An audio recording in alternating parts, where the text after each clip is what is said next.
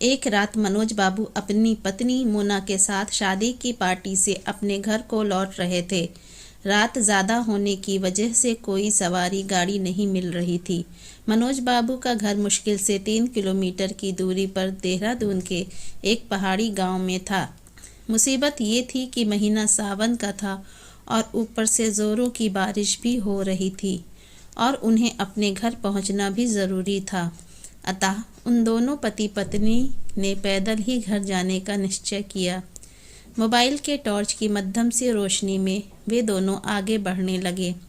वे अभी आधी दूर ही गए थे कि ज़ोर से बिजली चमकी और बिजली की रोशनी में एक औरत का साया दिखा जो ठीक उनके सामने खड़ी थी।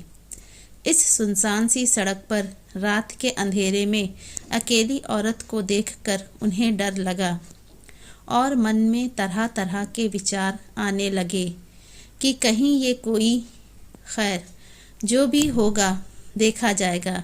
ऐसा सोचते हुए उन दोनों ने अपने कदम आगे बढ़ा दिए, लेकिन बिजली बार बार लगातार चमकने लगी थी और उस बिजली की चमक में वो औरत दूर से ही साफ साफ दिख रही थी।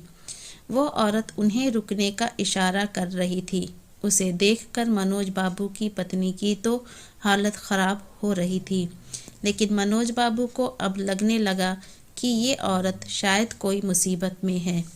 मनोज बाबू जब रुके तो वो औरत उनसे हाथ जोड़ते हुए बोली, भाई साहब प्लीज़ मेरी मदद कीजिए। तेज़ बारिश और पहाड़ी ढलान होने की वजह से मेरी गाड़ी का एक्सीडेंट हो गया है। मेरी गाड़ी इस पहाड़ी ढलान से नीचे गिर गई है। उसमें मेरी 1 साल की मासूम सी बच्ची है।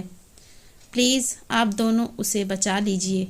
इतना कहते ही वो औरत आगे आगे चलने लगी और ना चाहते हुए भी मनोज बाबू अपनी पत्नी के साथ उस अजनबी औरत के पीछे पीछे चलने लगे। लेकिन एक अनजाने भय से उन दोनों का दिल ज़ोर ज़ोर से धड़क भी रहा था। जैसे ही वे दोनों पहाड़ी से नीचे उस गाड़ी के पास गए तो उन्होंने देखा कि गाड़ी में एक प्यारी सी मासूम बच्ची रो रही है। मनोज बाबू ने बच्ची को गाड़ी से निकाला तो पाया कि बच्ची बिल्कुल ठीक है।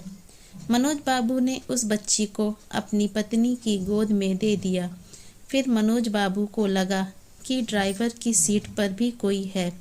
जब वो आगे जाकर देखे तो उनके होश उड़ गए, क्योंकि ड्राइवर की सीट पर वही औरत खून से लथपथ होकर मरी पड़ी थी। मनोज बाबू को अब सब कुछ समझ में आ गया था। वे दोनों पति पत्नी बच्ची को अपनी गोद में लेकर अपने घर की तरफ आगे बढ़ गए। रास्ते में उनकी पत्नी ने उनसे पूछा वो औरत कौन थी, फिर वो औरत दिखाई क्यों नहीं दी, कहीं वो कोई। मनोज बाबू बोले, वो एक माँ थी, मर कर भी अपने बच्चों के लिए तड़पती है जो, वही एक माँ थी वो। मनोज बाबू की ये कहानी सुनकर मेरी आंखों से आंसू निकल गए हैं। दोस्तों, अगर कोई मुसीबत में हो तो उसकी ज़रूर सहायता करें। क्या पता हमारी एक छोटी सी कोशिश किसी की ज़िंदगी में बहार ला दे। ये छोटी कहानी हर एक माँ की ममता को समर्पित है। अगर हमारी ये कहानी आपको अच्छी लगी तो प्लीज़ मेरे चैनल को लाइक, सब्सक्राइब और कमेंट ज़रूर कीजिए। धन्यवाद।